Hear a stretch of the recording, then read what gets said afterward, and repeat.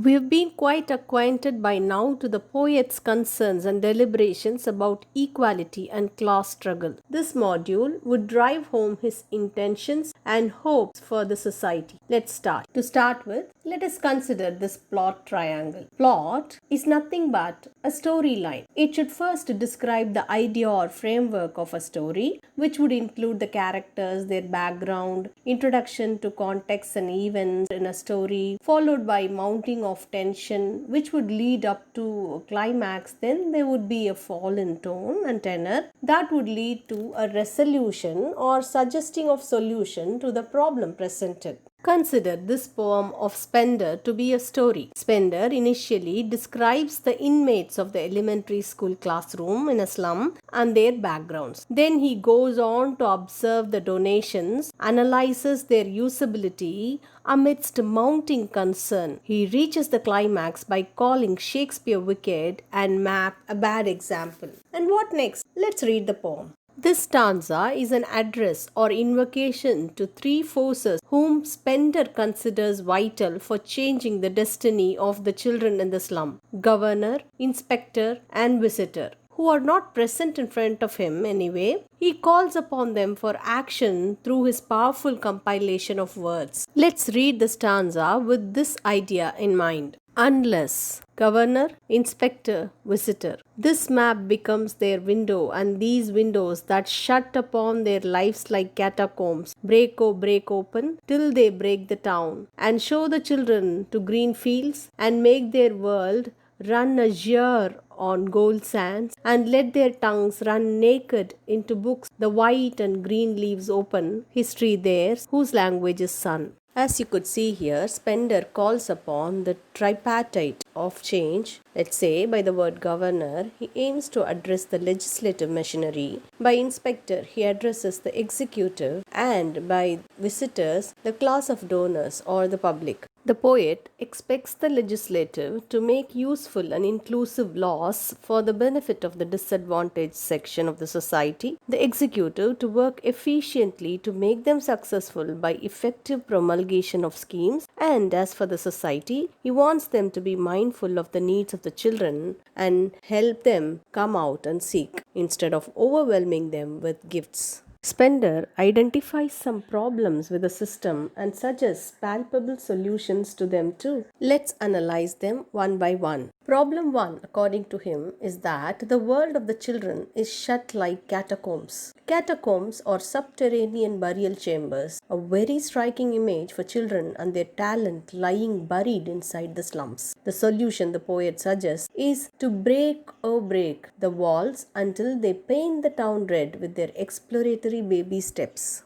His second apprehension is that the children of the slum see the world through the eyes of the donors. The solution he suggests is that the donors facilitate their exploration of the world firsthand instead of gifting them with white elephants. White elephant is an idiom for an expensive, useless, and an unwanted gift. He suggests that the children be shown the green fields and everything under the sky and made to experience learning, which he refers to as books. The white leaves could be a reference to white paper, according to the United Kingdom's traditional reference of a government report giving information or proposal on an issue. I have taken this interpretation because United Kingdom is where Spender hailed from. The white leaf here would arise not out of governmental sources, which would probably be hyped or understated, but directly from the children themselves. Green leaves could be a reference to nature, which they would explore firsthand. This reference strengthens the previous suggestion that their world should be made to run azure, meaning they should be allowed to explore the available opportunities under the sky. The phrase to run azure on golden sands could be made into a motion picture. It would look something like this. If they are given a clear chance for free exploration, their expression would become as clear and bright as sun, and the day isn't far that their foggy world would be capable of making or creating history. Each stanza of this poem has a distinct flavor and a central theme in itself. So to say, the poet hovers over scrutiny to contemplation to cynicism and making a final resolution and appeal to whomsoever it concerns. He takes stock of the dark reality, sees this with anger and disgruntlement, and makes an earnest wish at the end. He feels that the only panacea to all the problems would be gentle facilitation and allowing children to choose it, intermingling their feelings with options available and then decide upon their goals themselves. Let's sum up. The final stanza has a stroke of proclamation. The poet tones down his cynical voice and tries to sound hopeful. He requests the lawmakers, the executive, and the society to be mindful and inclusive of the children and their real needs. He states that nothing would change unless the children's grave-like classrooms and sealed environment are broken open and they come in contact with the real world themselves. There is a metaphoric tone prevalent all over where he wants the windows to turn into pathways to the world. Truth be told, the poet's wish for the children is not that they know the world through the eyes of someone affluent, but through their own experiences. Setting the children free this way would allow them to have a first-hand experience to things they wish to choose and pursue. They will free themselves from the shackles of oppression and selective exposure. This way, the fog wouldn't turn into endless night and it would dawn certainly one day or the other. He earnestly wishes that the children be allowed freely to learn without anybody's consent or magnanimity. In short, learning would turn into a voluntary action and not an obligatory behavior. As usual, this stanza too deals with a number of poetic devices. These devices add on to the great assertion Spender means to register through his poem.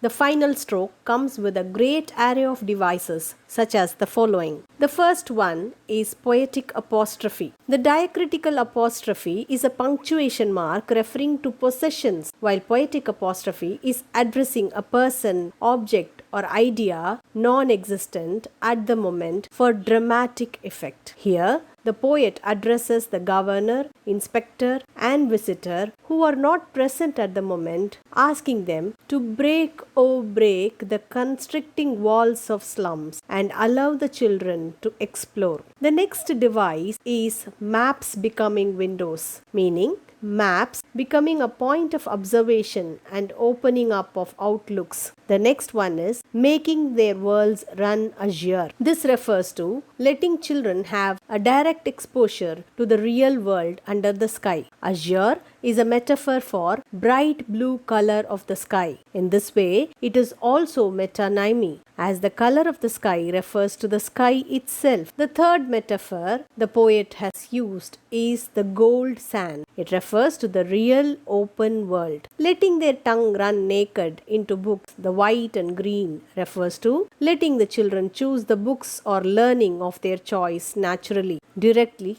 without any external influence. Naked here means to be devoid of, undisguised with, plain, simple, and evident. It may even refer to something obvious. The last and the final metaphor is revealed in the phrase, history theirs whose language is the sun. Sun refers to being natural, open, being a life force, clarity, or even brightness. So it means if the children are allowed to be free, their expression would be as natural, bright, and clear as the sun. You can notice a missing verb in the phrase. It is history theirs and not history is theirs. This is known as hiatus. The missing verb could suggest that the theme or the appeal is universal and timeless. The last and the final one is simile. In the phrase, windows shutting upon their life like catacombs, the catacombs refer to the restrictive environment of the slums. Catacomb, as I told you already, is an underground grave. Here is the glossary of words from this not so complex or wordy kind of stanza, but I want you to understand that there is more than what the eyes could meet.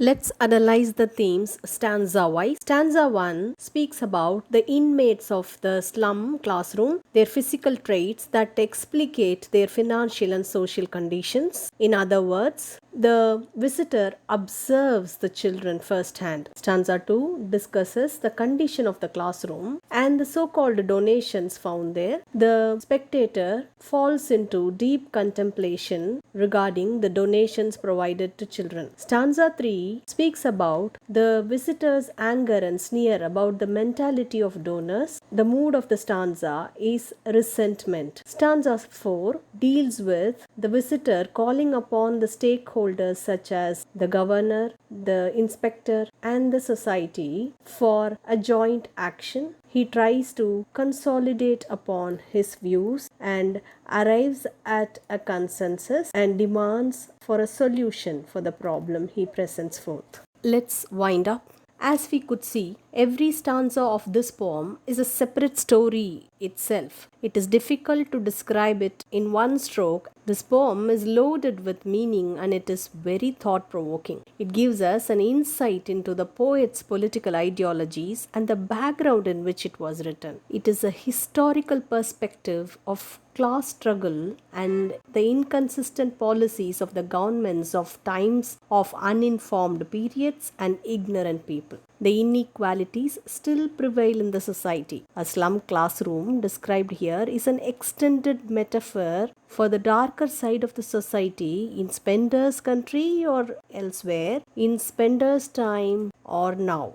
With this, I am signing off now for the week until we meet with a discussion of another lesson soon.